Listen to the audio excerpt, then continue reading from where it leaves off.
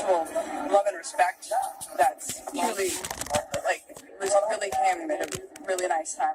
Her mother, Priscilla Presley, in a statement urged for privacy as the family tried to deal with this profound loss. Lisa Presley was born in 1968 and was the owner of her father's Graceland estate in Memphis, a popular tourist attraction. She was 9 years old when Elvis died at Graceland in 1977. A rock and pop singer-songwriter herself, Lisa's albums To Whom It May Concern and Now What both hit top 10 of the Billboard 200 in 2003 and 2005. She was married 4 times to pop star Michael Jackson, musician Danny Keough, actor Nicolas Cage, and musician-producer Michael Lockwood, and is survived by 3 children. Her only son, Benjamin Keough, died in 2020, aged 27. The superintendent of Rich Neck Elementary said at least one school administrator was notified that the boy may have a weapon. According to the district spokesperson, the child's backpack was searched. She declined to comment when asked who reported that the boy may have a weapon and whether school officials should have taken additional steps after not finding a weapon in his backpack.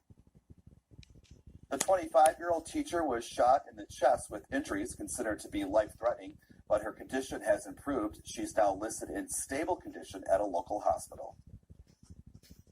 In a bid to lower gas prices, President Biden launched a plan to release 180 million barrels, some of them sold to Unipec, a company under the authority of the Chinese Communist Party-owned Sinopec.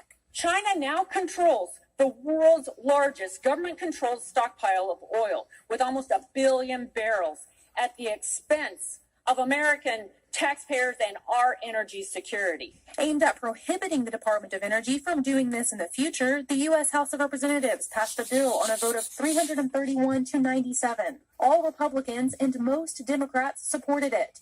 Those who opposed it argued that the GOP bears responsibility for exports to China. You know, America should not be exporting our crude oil exports to an adversary. And that was our national policy for 40 years until a Republican-controlled Congress authorized sending American crude oil abroad in 2015. Opposing Democrats called for a broader bill that would ban emergency oil sales to China, North Korea, Iran, and other U.S.-sanctioned countries. They're being told by Twitter executives that it wasn't true. Taibbi tweeted, quote, "At a crucial moment in a years-long furor, Democrats announced a report about flaws in the Trump-Russia investigation, saying it was boosted by Russian bots and trolls. And emails appear to show that. Twitter officials were aghast, finding no evidence of Russian influence. Democrats' Russia allegations allegedly started after some Republicans demanded they release a memo, starting a hashtag which was called Release the Memo. It was later released and showed how the FBI under the Obama administration used unverified opposition research to obtain a warrant to spy on one of Trump's campaign volunteers. It was part of an investigation into alleged Russian interference in the 2016 presidential election.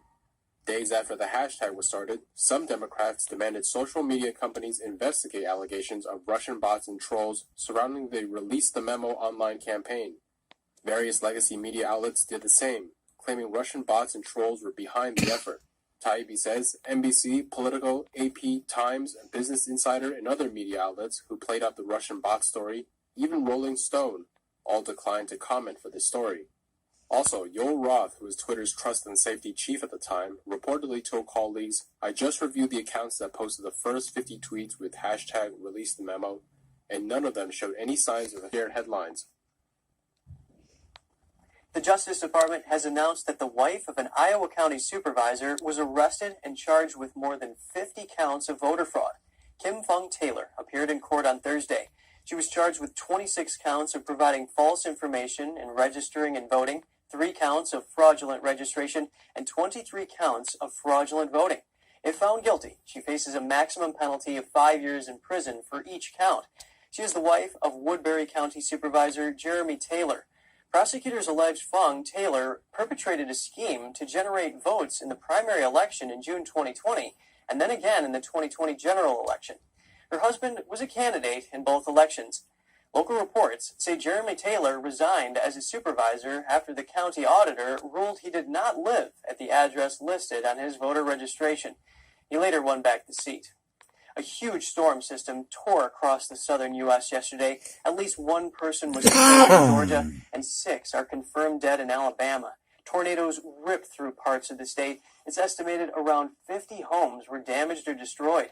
Damage assessments are still coming in. Tens of thousands of people lost power because of the severe winds.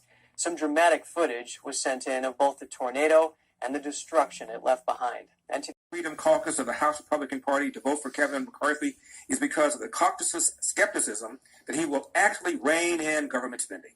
Here's the problem. In 1900, government at all three levels taxed Americans at less than 9% of their earnings. Now it is over 32%.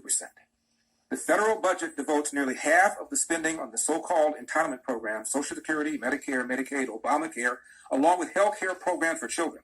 Another large chunk goes to defense, with another large amount going to interest on the debt. This leaves a tiny percentage of the federal budget for so-called discretionary spending. As to the entitlement portion, even Democrats over the years called the spending unsustainable. Former President Barack Obama once called these programs unsustainable. In March 2013, Politico wrote, Obama also warned that Democrats need to embrace at least some changes to unsustainable entitlement programs in order to achieve their long-term priorities, end of quote. Former President Bill Clinton, in his January 1996 State of the Union speech, said, "We know big government does not have all the answers. We know there's not a program for every problem.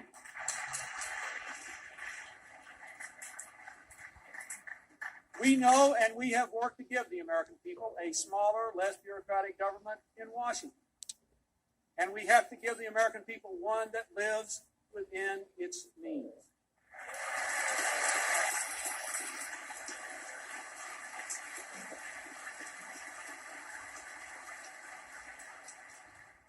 The era of big government is over. About Clinton's speech, public administration professor Paul Light later wrote, Clinton would have been much more accurate to say that the era of big government was continuing pretty much unabated. And that is precisely what the vast majority of Americans want, end of quote. Exactly. Most voters don't much care about the national debt, budget deficits, or whether the federal budget is balanced. Now, listen to me very carefully, please. You see, when you have capital, you are able to derive... No, but I will attend to the check in a moment, Mr. Graham. I understand about the check. I'm trying to explain something to you that is terribly important. When we spend more per month or per year than we have in income, you must then dip into the capital, eventually exhausting the capital and, of course, therefore, the income. Do you see what I mean? Mr. Beckett, this check must be paid. Mr. Graham, at once. I'm trying to explain to you that it is impossible to pay the check because your expenses have exceeded your income to such a point that you have exhausted your capital. Now you have no capital, no income, therefore no funds for the check, you see. Don't treat me as though I were a child, Mr. Beckett. No, I'm not. I am as aware of what it means to have no capital as you are. Oh, good. Now, what about this check? Well, are you entirely sure that you really do understand what I mean by capital, Mr. Graham? You see, you've exhausted the capital. I can't cover the check because the check is for $6,000 and you don't have $6,000. In other words, you don't have $60. Come to the point, Beckett. The point, Mr. Graham, is that you don't have any money. The capital and the income are exhausted and you no longer have any money. I wish there was some other way I could say it. How could I put it? That money, you have no capital, you have no income, no, it's only money. No, you have no money. There's no other way to put it, you see. You mean I have no money? Yes, that's what I mean. You have no money.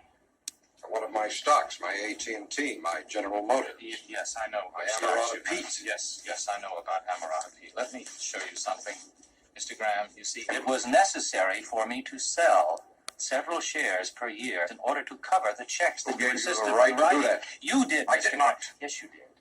See, 15 years ago, when you told me that you wished to live on $200,000, despite the fact that the income from your trust fund was only $90,000, and that That is beside the point. This check must be paid. Do you realize that this check is bounced, Mr. Beckett? I mean bounced. Politicians, at least those who want to win elections, practically engage in a suicide mission by criticizing these programs and spooking voters, especially seniors who are beneficiaries or soon to be beneficiaries. President George W. Bush suggested allowing workers to direct a small portion of their Social Security contribution into an investment account to seek a better rate of return. Bush established a bipartisan commission on Social Security. Its report read, Social Security will be strengthened if modernized to include a system of voluntary personal accounts. Personal accounts improve retirement security by facilitating wealth creation and providing participants with assets that they own and that can be inherited, rather than providing only claim to benefits that remain subject to political negotiation. End of quote. Medicare goes broke in year 2001. Social Security has a deficit 2012. Will President Bill Clinton, in the final 3 years of his presidency, move to restructure Medicare and Social Security in a way that may, in fact, raise the retirement age, increase premiums, perhaps even reduce benefits in order to make it safe for people in my generation? First, let's say Medicare does not now go broke in 2001. It's got 12 years on the life of it now. We have more prevention, more choices, and more cost controls in the Medicare reform program that's part of the balanced budget. So it doesn't go broke now in 2001. Social Security is in better shape because of the declining inflation. But do we have to have a longer-term reform of Social Security and Medicare, and should it occur before I leave office? The answer to both those questions is yes. Now, in nearby highway, almost getting on the road before Texas DPS troopers stopped them. Then take a look at this third piece of video. 2 more groups we saw yesterday, totaling more than 200 migrants. Again, almost all of them single adults. We are no longer seeing those mass family units like we saw last summer. Just to put it in perspective, there have now been more than 400,000 illegal crossings here in the Del Rio sector just since October. That's up double from the same time last year. joining me to discuss this is Victor Avila, retired ICE HSI Special Agent. Victor, thank you so much for joining me. Did Biden's trip to the border accomplish anything? It certainly didn't, Larry. Thanks for having me back. It didn't accomplish anything because it was literally a dog and pony show. They showed them things that you would show a fifth grade class, and that's the dog detects the drugs. It was like a tourist kind of show, really. I'm born and raised in El Paso, and he didn't go to an actual port of entry. They held him in the parking lot. And that wall that you see, by the way, is not the Trump wall that he walked in front of. Because how dare he walk in front of the Trump wall, right? And give kudos to that the fact that walls work. But he didn't actually go to the areas where the illegals are coming in through. And as you know, they cleaned up most of the city before his arrival. And something that a lot of people don't know is Mexico on the other side all of a sudden put their federal forces on the border not to allow any illegal crossings while Biden was visiting. So very convenient for his visit. Victor, this sounds markings and storage areas and file cabinets in my home and my personal library. In the exact location, a locked garage next to his Corvette. By the way, my Corvette's in a locked garage. Okay, so it's not like you're sitting out in the street. But anyway, yes, as well as my Corvette. While Biden emphasized that it's the locked garage, the House Speaker says the documents were out in the open. Not once, but now we're finding in 2 different locations classified information just out there in the open. I think Congress has to investigate this. The top House Democrat defending the president. Believe that he's doing everything to take the appropriate steps to determine what happened. And the White House today would not say if it thinks the garage is a safe location. You see garage is an appropriate place to store firearms? I'm not going to go into what he thinks or how he feels about what is currently happening. The press secretary did say, though, that President Biden has been kept informed by his counsel throughout. But she still wouldn't answer why it took months for the public to be informed. And the Justice Department today tapping former Trump-appointed U.S. Attorney Robert Hur as the special counsel to investigate Biden's documents case. Since the extraordinary circumstances here require the appointment of a special counsel for this matter. The White House says the search for documents was completed last night. The DOJ says Biden's lawyers found another document just this morning at his Delaware Washington, D.C., have led us down the road to be talking about the Biden Chinese Communist Party connection. Yes, there is a direct connection here because the Penn Biden Center is funded, of course, by the University of Pennsylvania. And our investigation, in fact, our complaint against the Biden Center with the Department of Education is that they are getting a lot of money from China, from the Chinese communist entities there, that are really unaccounted for. There's about $63 million that was given to the University of Pennsylvania over the last few years. Of that, $22 million is listed as anonymous. And there's one single donation of $14.5 million from one single anonymous source in China that was given in 2018 when the Biden Center opened. And there's more money given after Biden announced in 2019 that he is running for president. So, with the recent establishing of a bipartisan China Select Committee in Congress with the new Congress, do you think that this is something that they will look into? Is it something within their jurisdiction? What do you think? Yeah, this new Select Committee is charged with looking at the connection between China and the United States and its implication for our national security with respect to selling secrets to China in terms of competitiveness, etc. But there's a big national security issue here, and for sure, this committee will look into it, and the National Legal and Policy Center will be giving all our information that we have about China at the Biden Center to the committee to have them investigate as well. There's one interesting other connection between University of Pennsylvania and the Biden Center and so forth, and that's the Hunter Biden connection. Now, Hunter Biden received thousands of millions of dollars from a Chinese energy company, and his laptop was showing that some of this money was being earmarked 10% to the so-called the big guy. And the information is that the big guy is referenced to his dad, Joe Biden. So there's a serious question about whether the president is compromised with respect to our dealings with China, and that's why our group, the National Legal and Policy Center, filed a complaint with the Justice Department that Hunter Biden and the Penn Biden Center is violating the Foreign Agents Registration Act, that because they're getting this money from China, they have to register as a foreign agent.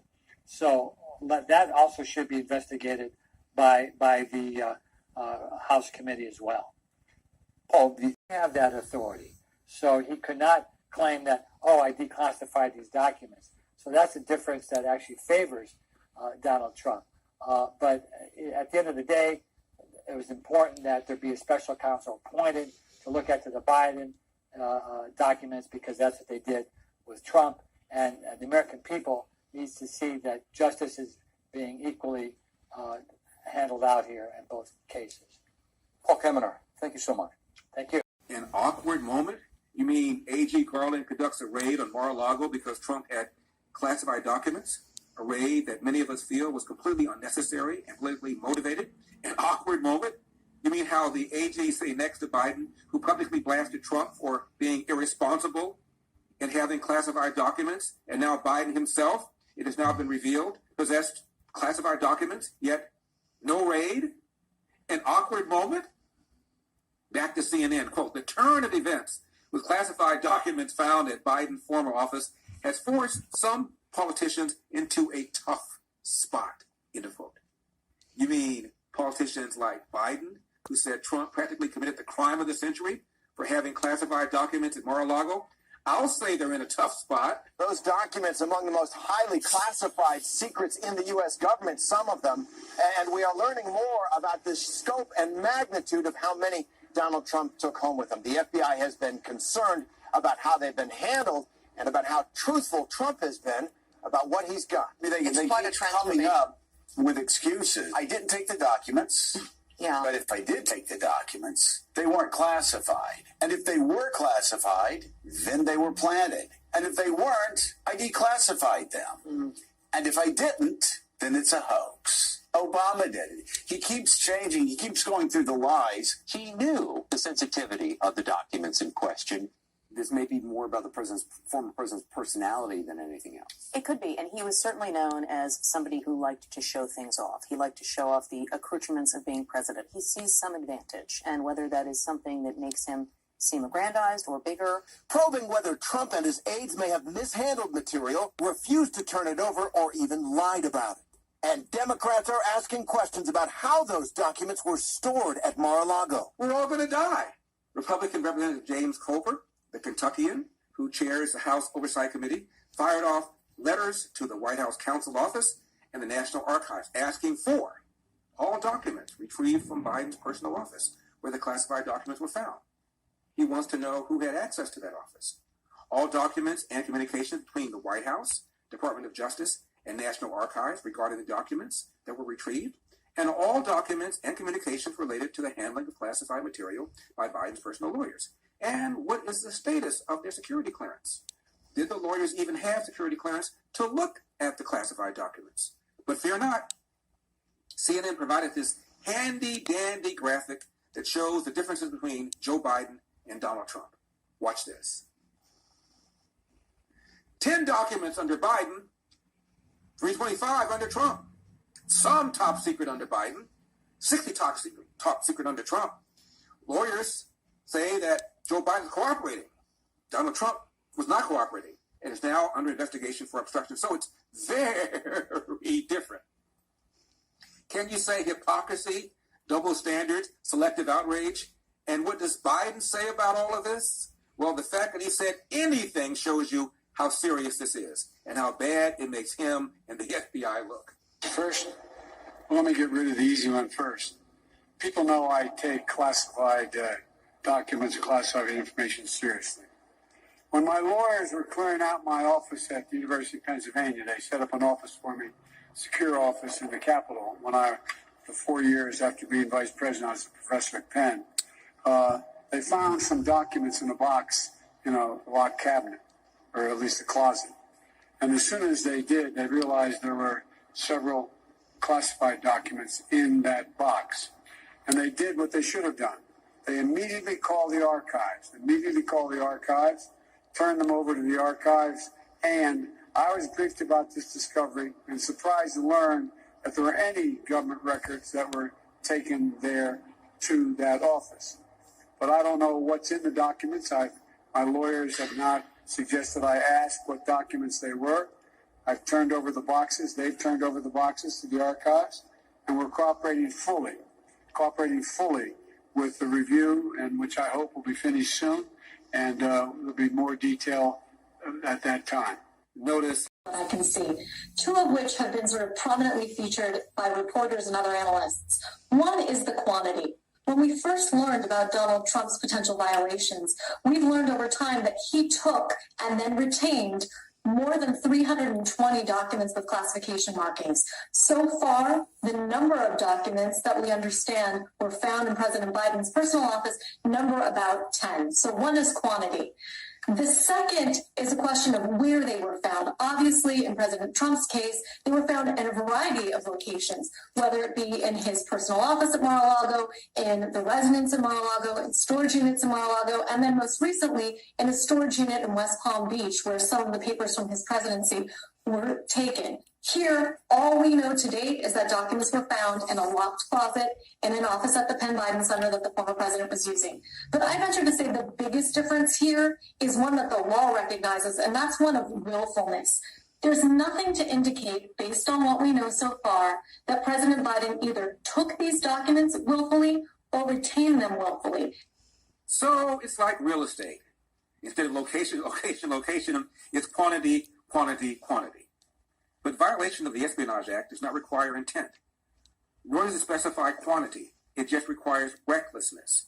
And when it came to Trump, Biden wondered how anybody could be that irresponsible. How that could possibly happen. How anyone could be that irresponsible.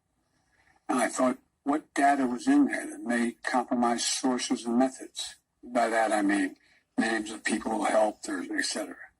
And it's just totally irresponsible. Now, even the press secretary realizes this may very well be the tip of the iceberg and was not going to be boxed into a corner. Smart. Can you say with certainty to the American people that President Biden, in his time as president, has not mishandled, improperly stored, done anything improper with classified information? So stay tuned, and that's the elder statement. And when we come back, yet another word has been canceled, this time by the University of Southern California. Stay tuned to find out why. And the trial of the Philadelphia DA who has been impeached may be on hold indefinitely. And if you look at examples like the metaverse, and we can even go back with beta versus VHS, 30 years ago. It's everyone wants to be cutting edge, and people just jump onto the first thing that happened. Congress denied the U.S. Army's request for $400 million to buy as many as 6,900 pairs of goggles this fiscal year. Instead, lawmakers approved the transfer of $40 million of those procurement funds to develop a new model of the goggles. This is Army spokesperson David Patterson. Some oppose the spending and have labeled it as an impulse buy. Most people think, and most businesses think, and unfortunately the government thinks, if we latch onto this technology, it's going to put us light years against our competitors. And with the military, it's obviously foreign governments that we're competing against. And we want to get every advantage that we can get in order to make sure that we can stand out as a dominant power as far as the military around the world. A report found that the goggles were giving away the positions of soldiers. The report also found that soldiers complained that the device was uncomfortable and heavy, limiting their movement and even cutting off their peripheral vision. Despite the complaints, the Army is saying that the tests were a success. Sean Marshall, NTD News. Democrats allegedly pushed media. You see, last Tuesday, a 34-year-old man named Mohammed Mizmarian, who was born in Iran, conducted what can rightly be described as a domestic terrorist action. That's because Mr. Mohammed ran his Toyota Camry through the gates of a solar power generation plant right there outside of Las Vegas, a little bit north of Las Vegas, and then once inside, he siphoned gasoline from inside his car, put the gas on the wires of one of the transformers, and lit the entire thing on fire, including his car. For your reference, the plant where this all happened was called the Mega Solar Array Facility, and it provides the electricity for a lot of the MGM properties on the Las Vegas Strip. Here is a local news report documenting exactly what happened in regards to this incident. Photos the 80 News investigators obtained show the burnt car. Police suspect a man set on fire inside a Las Vegas area solar facility. The giant array producing energy for MGM, generating power for its strip properties. Police believe 34-year-old Mohammed Mizmarian, seen in these surveillance images, rammed the car through the gates at the plant Tuesday afternoon. Around midnight Wednesday, Mizmarian allegedly drove that car into this pit, siphoning gasoline onto wires and setting the vehicle on fire. Police say Mizmarian then sat in a chair watching the car burn. Detectives believe Mizmarian was scoping the site for at least a day. A nearby business calling police, saying a man, later identified as Mizmarian, was trespassing. Officers say Mizmarian reportedly told them he was born in Iran, works odd jobs, and was in town with his mother. Now, the damage that Mr. Mohammed was able to cause was significant. According to police documents, the officers on site were able to interview an employee at this particular plant who said that, quote, the fire caused major damage and estimated that it would take 2 years to receive replacement parts. Think about that. 2 years to receive the replacement parts. Furthermore, the fire caused the entire facility to go offline. According to a spokesperson for the company that runs this plant, quote, following an incident at the Mega Solar Array facility, on-site personnel immediately notified authorities and shut down the plant's operations as a precaution in accordance with industry standard safety protocols. No one was injured, and we are currently restoring the facility's full operations.